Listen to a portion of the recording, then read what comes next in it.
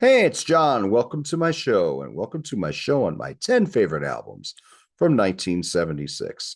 This is part two of a six-part monthly series where I'll talk about my 10 favorite albums that are celebrating a significant anniversary in 2026.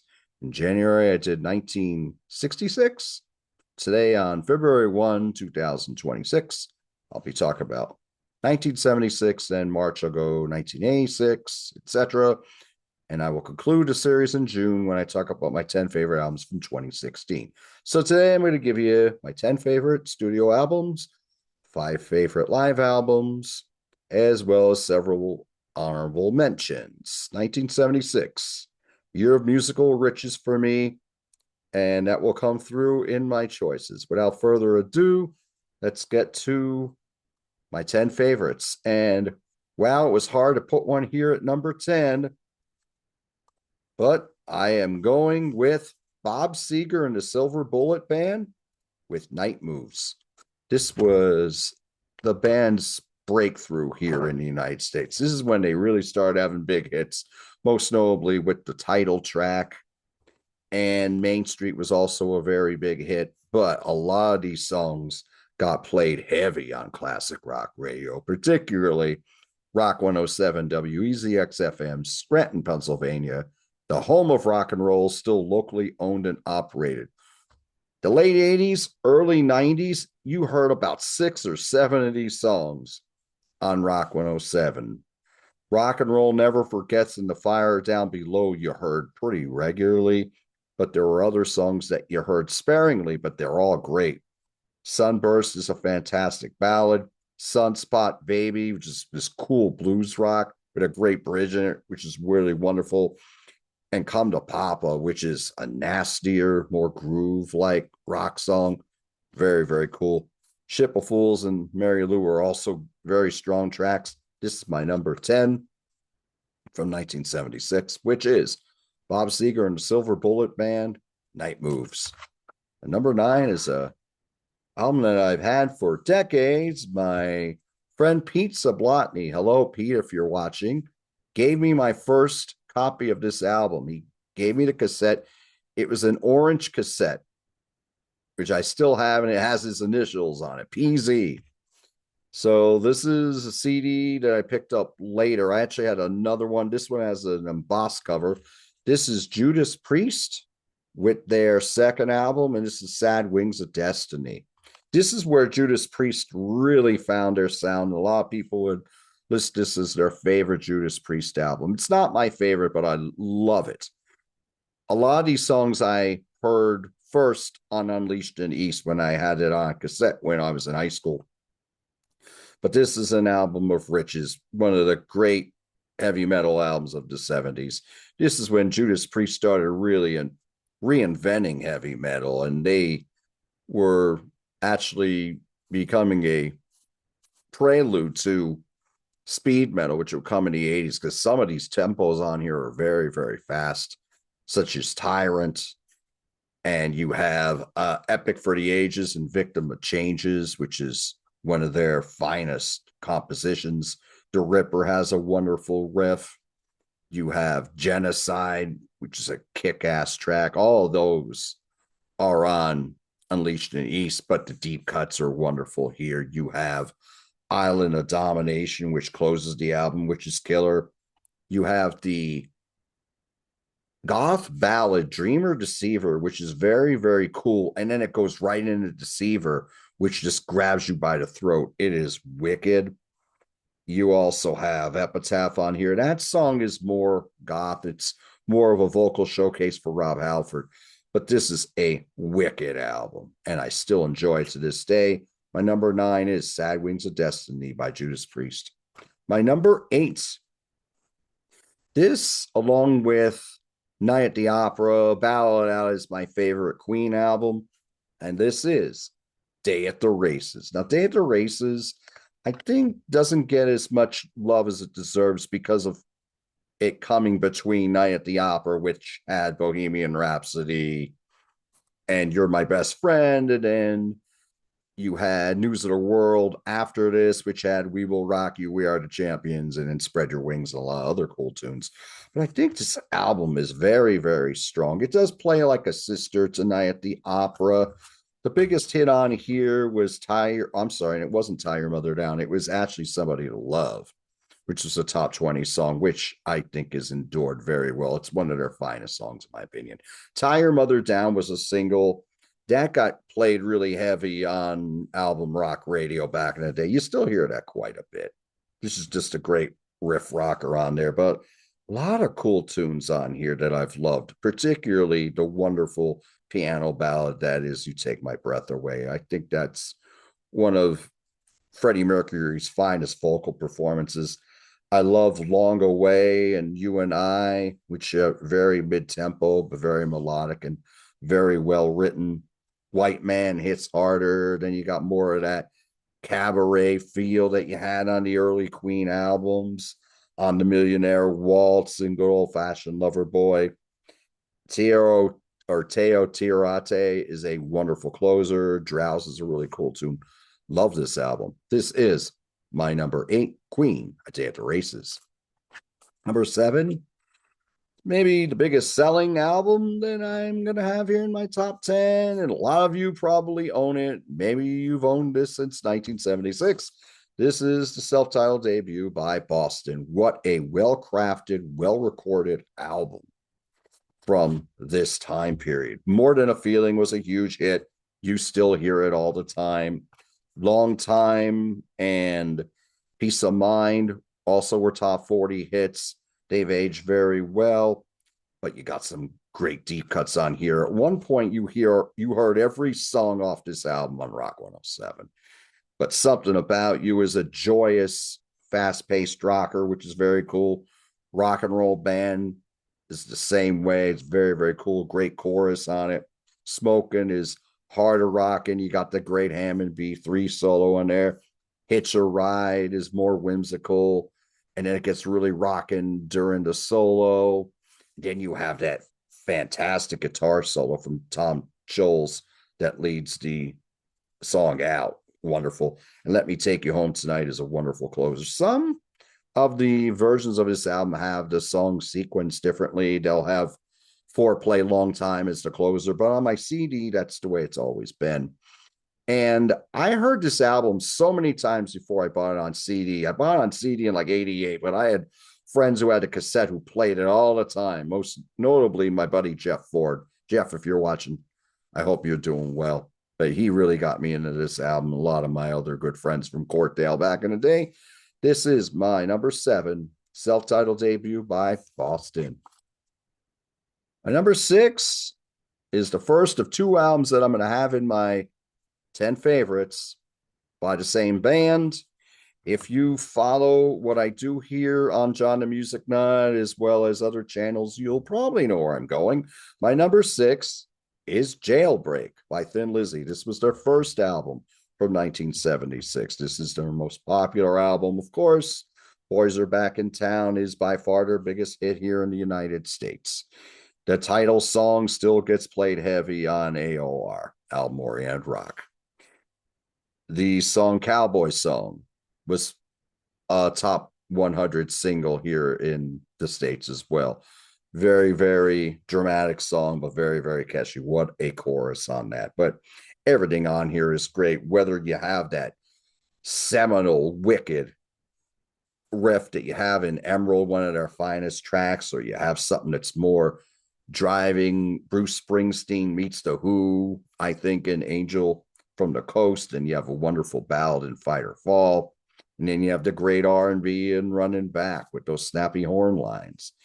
Warriors is wicked. Warriors is near heavy metal in its execution. Everything on here. Romeo and the Lonely Girl's cool too. My least favorite, but it's still really, really catchy. This is my number 6 for 1976. Thin Lizzy with Jailbreak. My number 5 is a band that I got into really heavy in the 90s. And although this album was a little maligned by the critics, it's always been my favorite Steely Dan album. And that is The Royal Scam. The Royal Scam didn't have many big hits on it, This kind of suffers a little bit too because you had Pretzel Logic and Katie Lied before this, and then a huge hit that was Aja after this. Royal Scam is my favorite, though. It's a different kind of album. It's a little funkier than the albums that I just talked about. My favorite song by Steely Dan is Don't Take Me Alive. That is a wicked track on here. Kid Charlemagne was a single that opened it. That piano line on there, I'm sorry, the keyboard line on there is wonderful, wonderful chorus. Great horns on Caves of Altamira. Sign In Stranger has this really cool rhythm to it.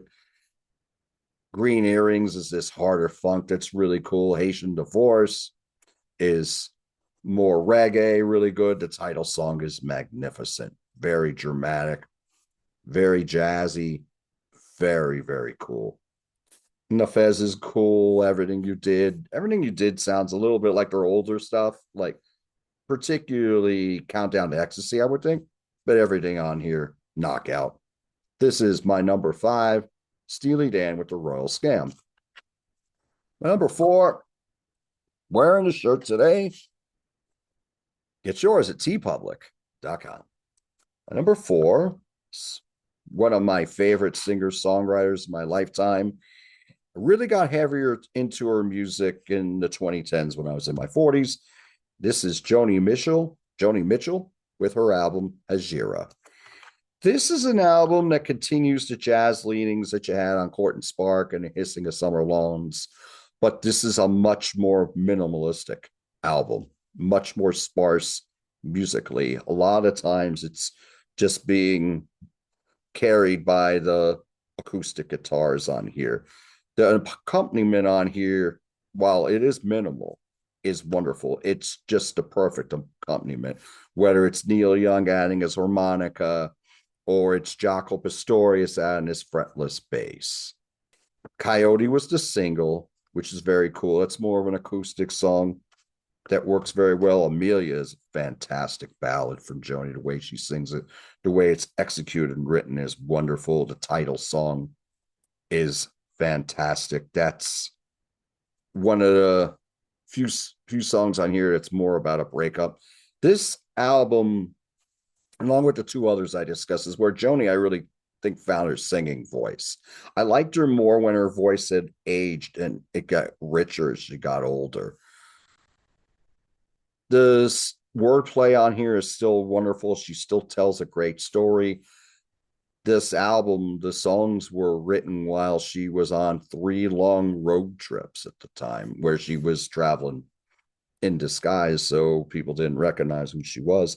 Blue Motel Room sounds like this great lounge jazz. It's very cool. Black Crow it's harder, very, very wicked the way it's executed, and particularly the way Joni sings it.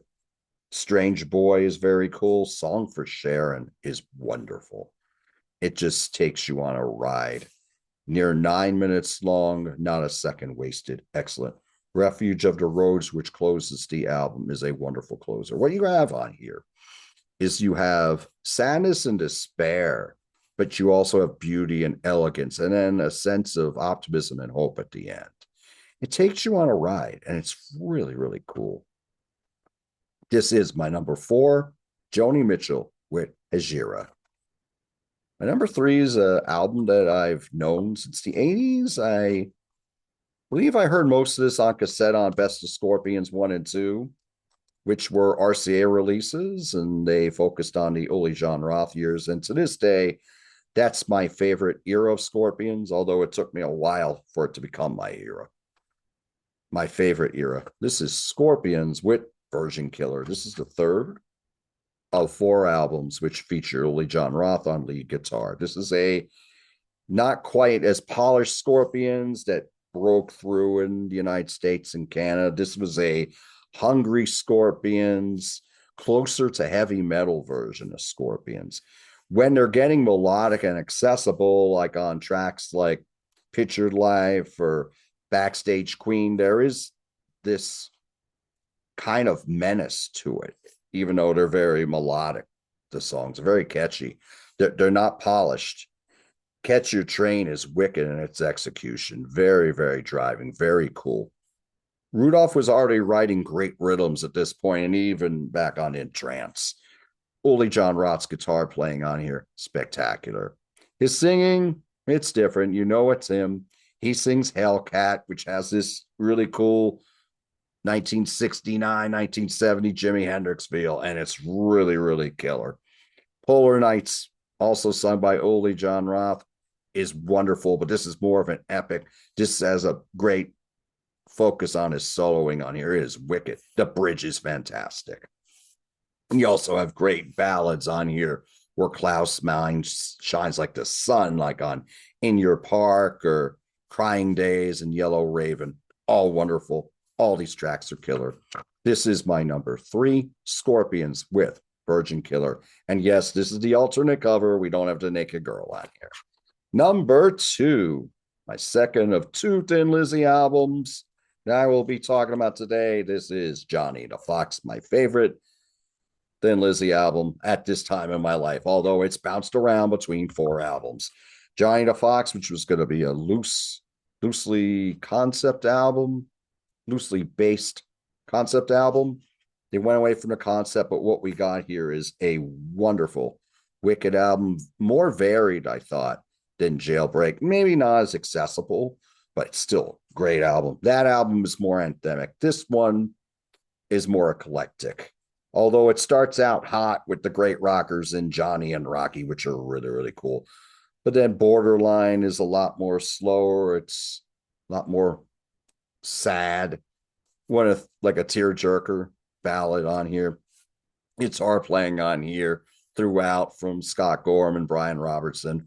Wonderful. Don't Believe a Word was the single. Very wicked, hard-hitting single. The wordplay on here and the vocals from Phil Lynott are to die for. Awesome. That song and Fool's Gold are 2 of my 10 favorite Thin Lizzy songs, and Fool's Gold is wonderful. I love those unison guitar lines on here and the passion delivery, excellent. Massacre is heavy metal. The drumming on here from Brian Downey's spectacular. And then you got Johnny the Fox meets Jimmy the Weed, which is more funk, but really, really cool. And you got great ballads, whether it's the more joyous Old Flame or the very dour Sweet Marie. I mean, the soloing on there is wonderful. Another great bridge, and Boogie Woogie Dance is a killer, kick-ass track that closes it. My number 2 is Thin Lizzy with Johnny the Fox. My number 1 would be a lot of hard rock fans' number 1. You can't deny the greatness that is Rocks by Aerosmith. I bought this on cassette back in the 80s. My first Aerosmith album was Done with Mirrors. I bought that in real time. I bought Permanent Vacation, and that was when they started getting their commercial comeback. Well, it actually started with Run DMC's version of Walk This Way, where Steven and Joe are in the video and they're on the song. Permanent Vacation hit, and then I started working backwards. And I bought Get Your Wings, and I bought Toys in the Attic. And back then, you always heard Toys in the Attic was the best. But then you'd meet these die-hard hard rock fans, and they go, no, you got to go with Rocks. And they were right. Rocks may not have the gigantic hits like Walk This Way or Dream On, but Last Child was a really funky, cool single that I've always enjoyed. And Back in the Saddle was a single that just grazed the top 40, but it's driving. It's got a wonderful bridge on here. Very, very memorable. You got that galloping beat that's really cool. But you got so many great riffs and great songs on here. Rats in the Cellar is a great riff, and it's wicked. Very, very fast. Combination is a cool deep cut. The jam on here is excellent. That riff on Get the Lead Out is to die for. It is awesome. Sick as a Dog is more joyous, more carefree. It's very, very cool. Nobody's Fall is wicked. This is near heavy metal. Testament covered it on The New Order. Licking a Promise is wonderful. Home Tonight is the great power ballad. Excellent. It was a single. It didn't chart very high. I think at number 74. Still a fantastic song. my number one with a bullet too would be Aerosmith's Rocks. So let me just hit some live albums for you, and I'll go to my honorable mentions. My second favorite live album in my lifetime is Frampton Comes Alive. Now, I know a lot of old school fans would say it's not really live. Does it feel live? Does it make you wish you were there? This does in spades for me. I've owned a cassette since 1990. I have this on cassette. I have my friend Jim McGuire's old vinyl from when it originally came out. Hello, Jim. I hope you're doing well. And then I bought the CD years later. I think this is a knockout, not just three hits. Baby, I Love Your Way, Show Me the Way, Do You Feel Like We Do? Wonderful tracks. They have aged very, very well. But I love the opener. Something's Happening. I love Doobie Wild. You got great rockers on here. Like, I'll Give You Money. You get great power ballads and Lines on My Face and I Want to Go to the Sun. Spectacular album. This is one I want to talk about that it's three sides live, one side studio. And this is the jazz meets R&B hybrid that is Gil Scott-Heron and Brian Jackson in the Midnight Band with It's Your World. This was recorded live on July 4, 1976. This is a spectacular album. And this is the period of Gil Scott-Heron's career that I go back to. I love Winter in America. I love First Minute of a New Day, from South Africa to South Carolina, another great studio album that came out this year. And then in 1976, and then It's Your World. Excellent. The studio songs, the title song is awesome. Possum Slim has this awesome groove on here, very memorable chorus. The horn lines on all these songs, whether studio or live, magnificent. New York City's got more of a jazz feel, and then it's got this great breakdown, which is more like Latin rock, which is really cool. Sharing the ballad that ends the album. Victor Brown's on lead vocal. Magnificent. Victor Brown's vocal performance on here is spectacular. It always brings a tear to my eye. The live cuts on here, stunning, stellar. What a wicked live band.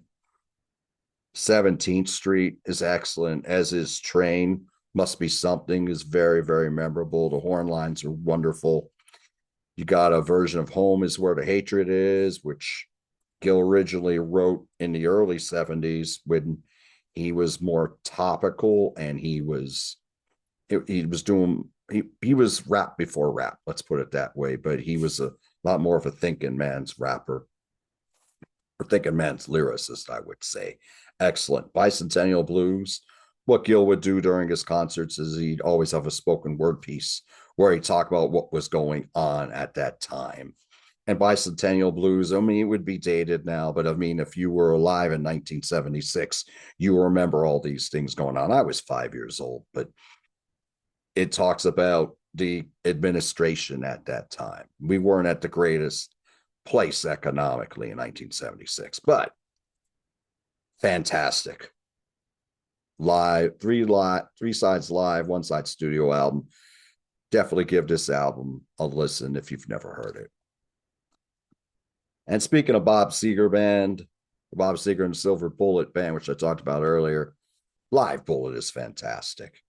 What a wonderful live album. This came out before Night Moves, but the big single on this was Turn the Page, which had a very cool version in the studio, but the live version really works like a charm here. That got played hard. Traveling Man into Beautiful Loser, that 1-2 punch that got always got played together on Rock 107, is a stunner. It is excellent, but you got so many great tracks. Kathmandu was a big hit. Well, it was a big track on FM radio back in the day. That's wonderful. You got great covers of Ike and Tina Turner's Nutbush City Limits and Van Morrison's I've Been Working. You got Ramblin' Gamblin' Man, which Bob Seger originally had with a hit many years earlier as the Bob Seger System. Everything on here is kick ass. Get Out of Denver, Let It Rock. Wonderful live album is Live Bullet. Now we're going to go to Rush, and we'll go back to Rush in a little while after. Other live albums are really, really good. The one I go back to the most these days as a 54-year-old man is All the World's a Stage. This is when they were a little more aggressive. This is before the keyboards came in. This is coming off of 2112, the album I'll be talking about a little while. But this is a band that was on the upswing. They were opening for the bigger bands, and they already had the virtuosity there, and the songs were really coming. They had more of a progressive sound at this point, but they rocked really hard. You got Bastille Day and Anthem, both great tracks that work very well. You got the whole 2112 suite on here, which is magnificent the way it's played. You got the extended version of By Torn the Snow Dog on here, but you also have cool versions of their very early work, such as Working Man into Finding My Way and Lakeside Park, and a wicked version of Something for Nothing. Kick-ass live album. They're all different. They all have something different to offer, but I always go back to All the World's a Stage. And over my shoulder here, you have a Robin Trower poster. Robin Trower Band came out with Live that year, and this should have been a double. And this is very good, though, while it lasts. You have the slow blues of Rock Me Baby, which is a cover, and you got great versions of Two Rolling Stone, which is funkier than the original, and wicked version of Little Bit of Sympathy, a tremendous emotional version of I Can't Wait Much Longer, which Jimmy Dewar does a wonderful vocal on here. He was great bass player too. Bill Lorden's on drums, wicked rhythm section here. Alethea's killer. You got a short drum solo here from Bill. And Robin shines like the sun throughout this album. Is wicked. Daydream is fantastic. What a slow burner that is. This is Robin Trower live. Here's some honorables. Let me just give you the ones that were really close. I'm not going to go too deep into these. But Hotel California, I've had this on cassette since 87. This was really close. It's a fantastic album. This also is very close for me.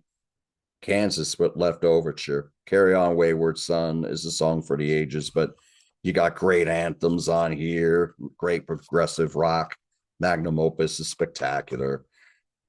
This one I really, really enjoy. I didn't know this album until 2014 when J. Michael Harrison from WRTI FM, Radio Temple University Radio, they play classical in the day and jazz at night. Met him at a Stanley Clarke show, and he turned me on to Unorthodox Behavior by Brand X. Wicked album. You want to hear some great drumming chops here from Phil Collins? Listen to this album. This band is on absolute fire. These guys are wicked. Boz Scaggs, Silk Degrees, best known for the hits Lowdown and Lido Shuffle, but there's so many other great songs on here that I enjoy. Bob Dylan, Desire. Love this album. It has a more of a darker feel than the previous one, Blonde the Tracks. This has Hurricane on it, which was a top 40 single. They had to think they had to reduce this one because it's like 8.5 minutes, its original version. Song about Reuben Hurricane Carter, the great boxer who was jailed for 19 years for a crime he did not commit. But there's so many other great songs on here, like Mozambique, One Cup of Coffee, Sarah, One More Cup of Coffee. And here's Rush 2112. This is an album I really, really enjoy. Of course, the 2112 suite is fantastic. I'm actually a bigger fan of the albums from Farewell to Kings through Grace Under Pressure more. I don't think this is a knockout all the way through, but that side one suite is wonderful. Something for Nothing, Passage to Bangkok are excellent. Lessons is pretty cool too. So, oh, and more Robin Trower here. Long Misty Days is very good as well.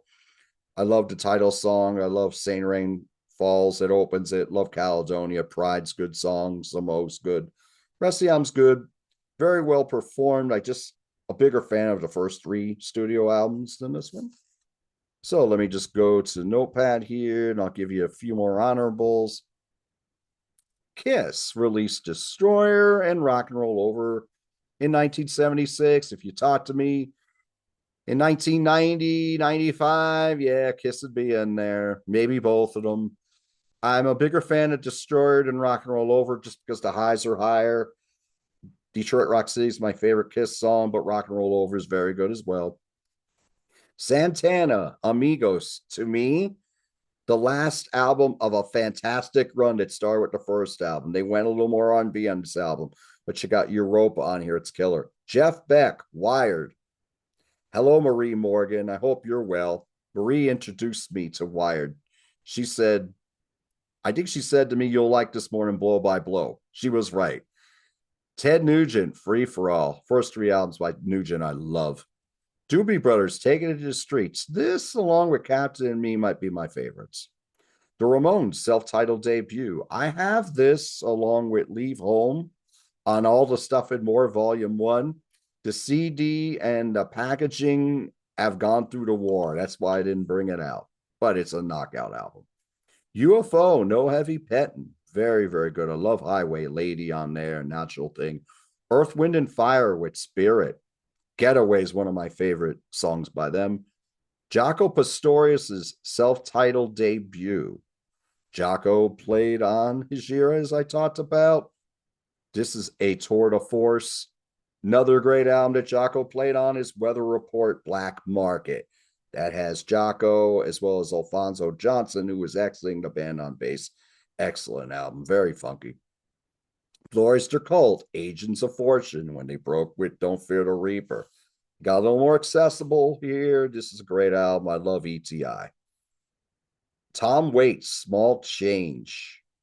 Maybe my favorite Tom Waits album. I'm not as deep into him as a lot of my friends were back in the day, but I love Small Change. Step Right Up is killer. Rainbow Rising. Now, I love the way this ends, and I love the way it begins, and I adore the way it ends. I think Stargazer and Light in the Blacker for the ages. The two songs in the middle are good, but what's before those songs are fantastic. Graham Parker had two albums that year that I really enjoy a lot in Howling Wind and Heat Treatment. Wonderful. Steve Miller Band, Fly Like an Eagle. Steve Miller Band wasn't just a hit. Some of my favorite songs by him are the deep cuts on that album, particularly Serenade and Mercury Blues. They kick ass. Warren Zevon, self-titled debut. That was one I got into just the last few years. A lot of great songs on there. Jackson Browne, The Pretender. Another very, very cool album that I've only gotten into more recently. Linda Ronstadt, Hasten Down the Wind. There's some Warren Zevon songs on Hasten Down the Wind, including from that self-titled debut. A lot of people covered songs from Warren's self-titled debut. I would put that over Excitable Boy, even though Excitable Boy was the big album here in the States.